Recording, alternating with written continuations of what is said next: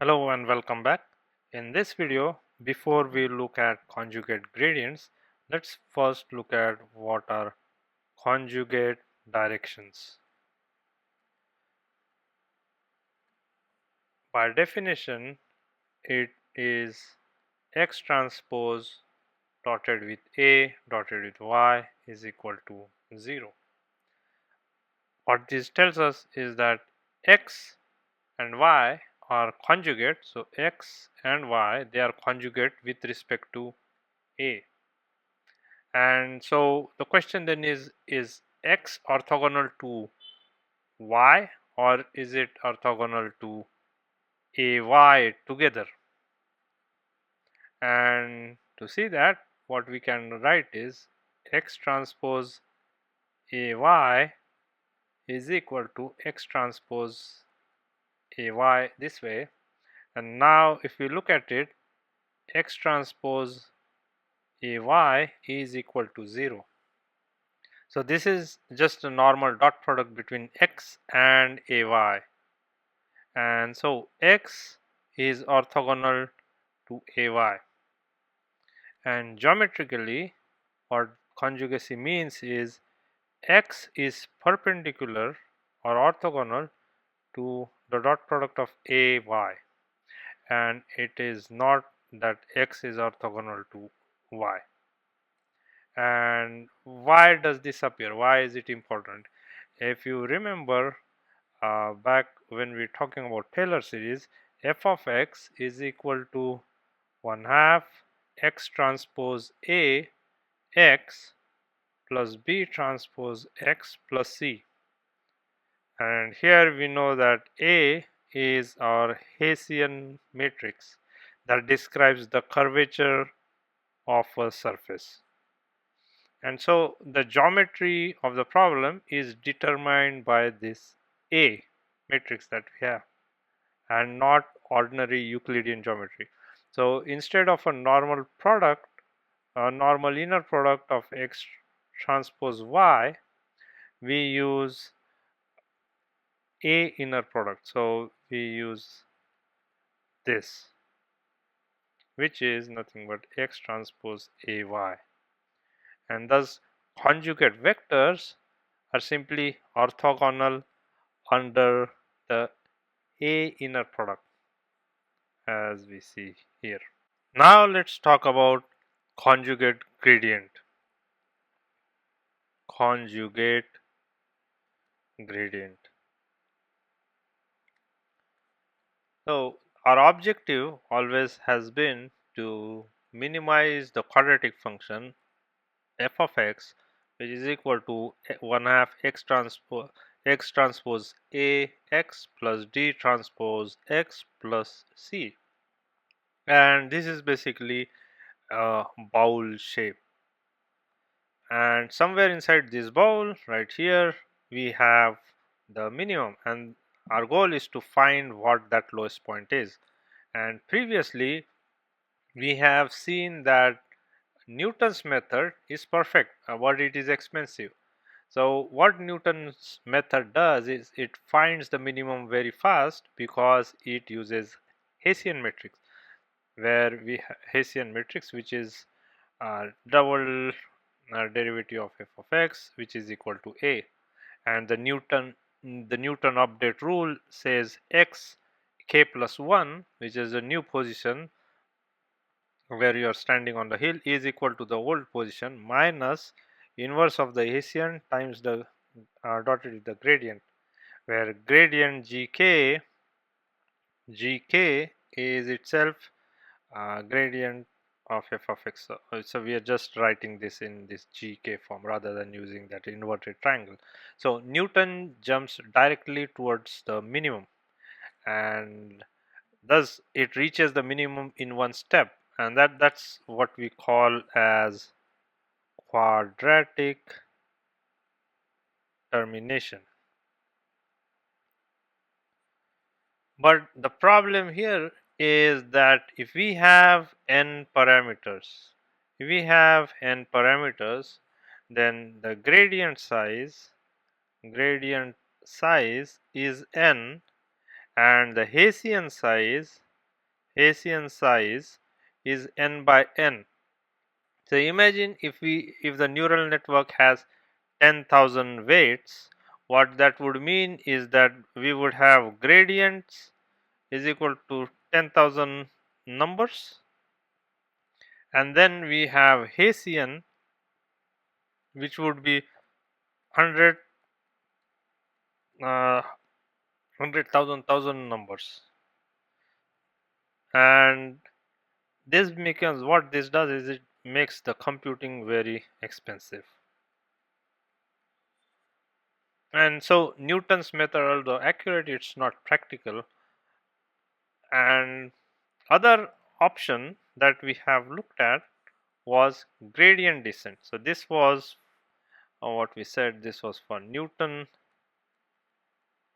Another we have looked at is gradient descent, and the gradient descent uses only the gradient. So the pk, the direction, is negative of the gradient, and then to take our next step next position xk, which we determine, we find it by using xk plus alpha k dot pk, where alpha k we can find by line search, that's the learning rate, and it works. The directions are orthogonal, and that gets us the zigzag pattern. So on elliptical bowls, this becomes very slow. So the question that we are left with is there a set of directions that will reach the minimum in a finite number of steps without computing the expensive Hessian? And that's the answer to this is conjugate directions that we talked about at the beginning of this video.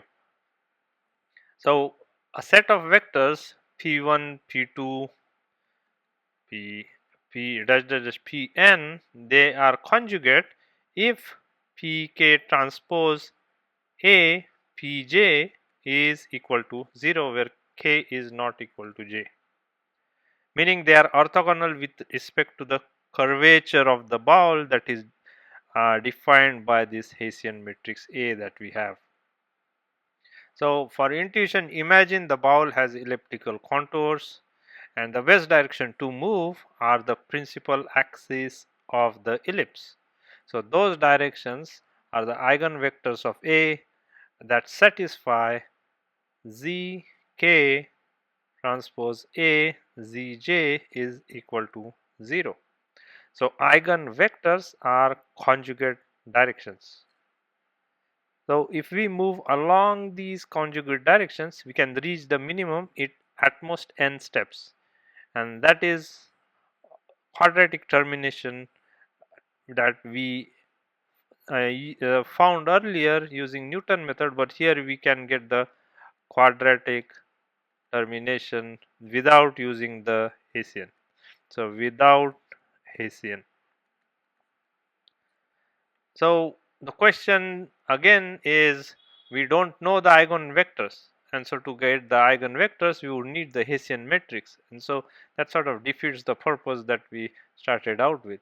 So what we need to do is generate conjugate directions without knowing the A, and that's the conjugate gradient algorithm is all about.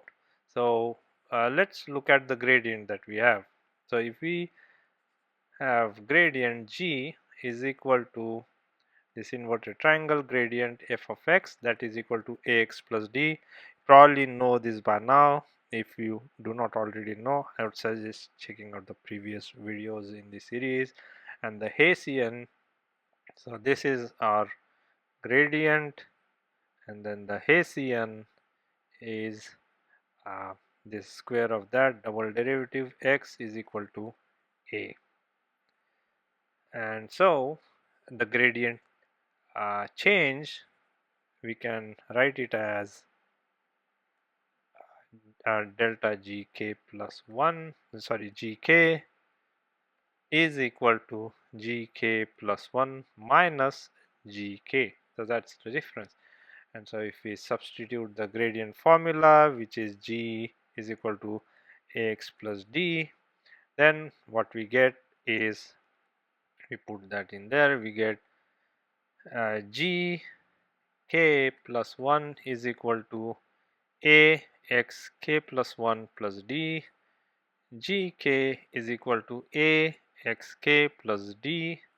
And so if we subtract these two, what we get is delta Gk is equal to A. We take the A common. This becomes A times A xk plus 1 minus xk. D cancels out.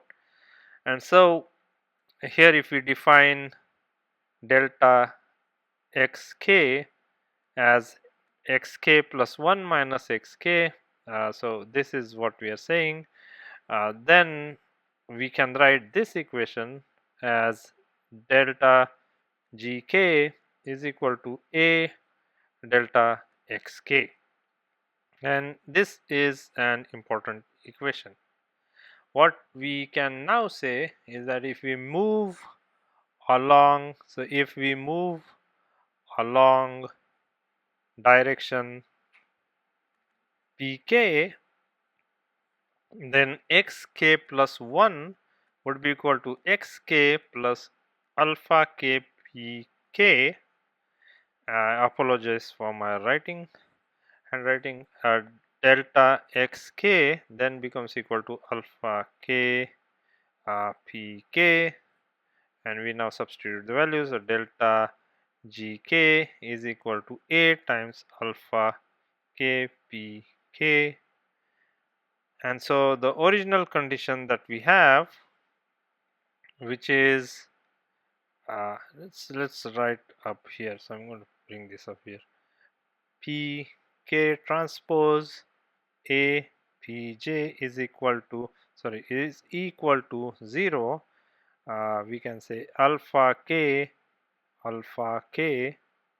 Pk transpose A Pj is equal to 0. So because we multiply by alpha to both sides, and this is alpha k by both sides, and so we get this 0 times alpha k is 0. But we know what we know from this previous relation, that this one, that alpha k pk is equal to delta xk. We know that from here, and so we can say that delta xk transpose apj is equal to 0. So what we are trying to do here is we are replacing this part right here, which is this, by this, and so we get this relation. So now that we have this relation, we can go further. We can say that because A dot delta xk is equal to delta gk, we get the final relation delta gk delta gk transpose pj is equal to 0. And so this is an important relation that we have found.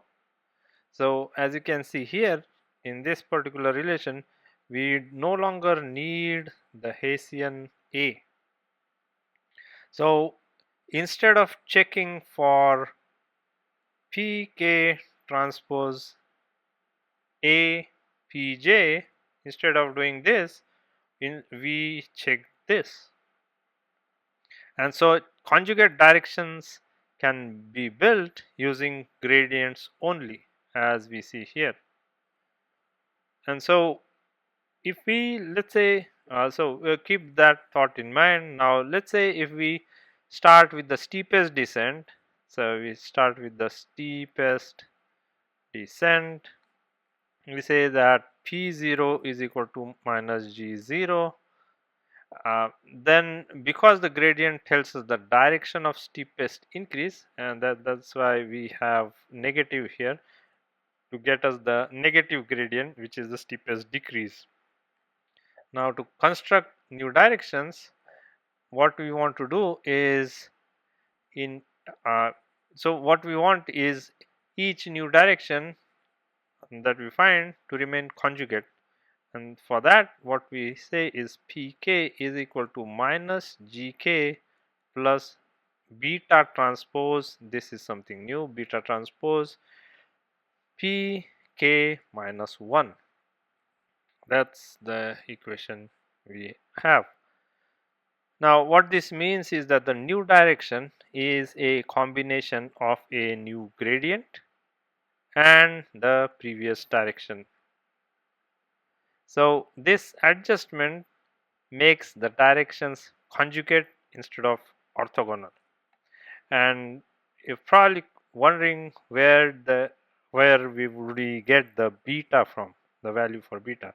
And so this value for beta uh, can be calculated by three formulas, and there are several others. The first is I probably won't pronounce this formula, where bk is equal to delta gk minus 1 transpose dotted with gk divided by delta gk minus 1 transpose dotted with pk minus 1. The second is by Fletcher Reeves. This is beta k is equal to g transpose k dotted with gk, and denominator has g transpose k minus 1 dotted with g k minus 1. And the last one, reason this is Polak Rybir. Apologies if that pronunciation is not correct. This is beta k delta gk minus 1 transpose dotted with gk divided by gk minus 1 transpose dotted with gk minus 1. And so these produce similar results for the quadratic functions. And one final point I want to make here is that what we do in step 1, so first we do is we calculate the gradient gk, and then in step 2 we find the direction pk is equal to minus gk plus beta k dot pk minus 1, and then we use the line search xk plus 1 is equal to xk plus alpha k pk. So this is used here, this is used here, and then we repeat this. So why this is beautiful is because it uses only gradients, it doesn't require Hessian, and it's much faster than the gradient descent. And for quadratic functions, the solution is in less than n steps. That is the n, which is the number of parameters. And so conjugate gradient, it combines the current gradient with previous directions to create a new direction, and that does not interfere with earlier progress, allowing this particular quadratic function to be minimized in at most n steps without the need to calculate the expensive Hessian as we had to do in, let's say, the Newton method.